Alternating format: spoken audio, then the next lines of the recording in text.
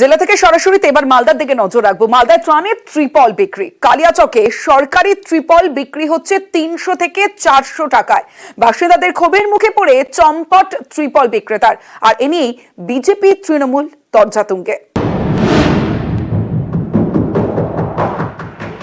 ত্রাণের ত্রিপল, তাতে লেখা পশ্চিমবঙ্গ সরকার দুর্গত মানুষের পাশে, বিপর্যয় মোকাবিলা দপ্তর।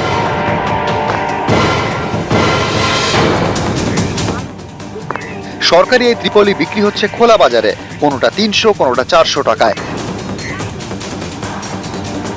এই ছবি মালদার কালিয়াচক 3 নম্বর ব্লকের বাখরাবাদের। সরকারি ত্রিপল কোনখানে পেলে তুমি?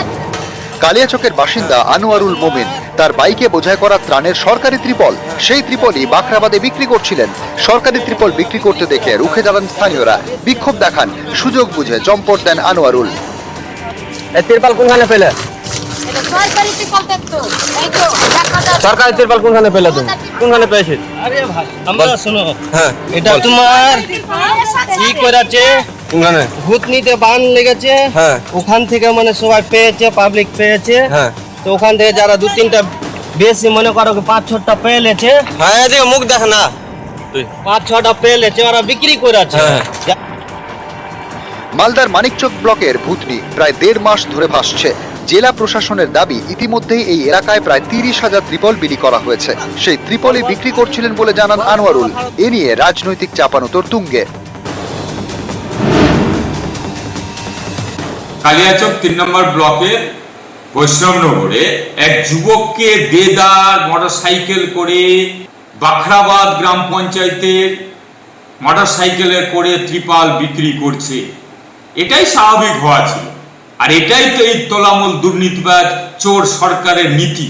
তারা রাজনীতি করছে এবং সমস্ত ত্রাণ তারা স্বজন পোষণ করে নিজের মধ্যে রাখার সুব্যবস্থা করছে। এই বিষয়টা যেটা হয়েছে এটা খুব লজ্জাজনক, এবং যেটা বিডিও সাহেবের কাছে আমার অনুরোধ, এবং জেলা সমাহর্তা আমাদের ডিস্ট্রিক্ট ম্যাজিস্ট্রেট আছেন, সরকার এটাকে তদন্ত করে বার করুক যে ভূতনির তারপলিন কারা কত বেশি আটকায়নি, কারা কোথায় পেয়েছে, সেটা তদন্ত করে কোথা দিয়ে ত্রিপলটা গেল কালিয়াচকে, সেটা আমরা দেখতে চাই।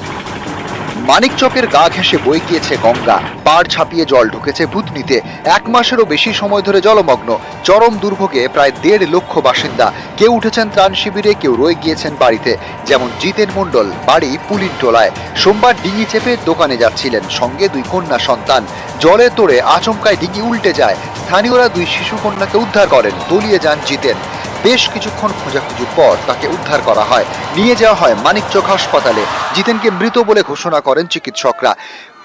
একটা ছেলে একটা মেয়েকে নিয়ে ডোঙাতে যাচ্ছিলেন এক জায়গা থেকে এক জায়গায়, ডোঙা উল্টে গিয়ে বাস সে ডুবে গেল, আর বাচ্চা দুটাকে কেউ মানে আগে উঠে গেল, তো অন্য ডোঙায় এসে তাকে উঠিয়ে নিল, কিন্তু একে আর উঠাতে পারলো না, একটু দেরি হলো, এমার্জেন্সি নিয়ে আসা সত্ত্বেও মারা গেল এখানে। মালদা থেকে ক্যামেরায় ঝন্টু মণ্ডল ও লিপেশ লালার সঙ্গে সেবক দেব শর্মা, নিউজ 18 বাংলা।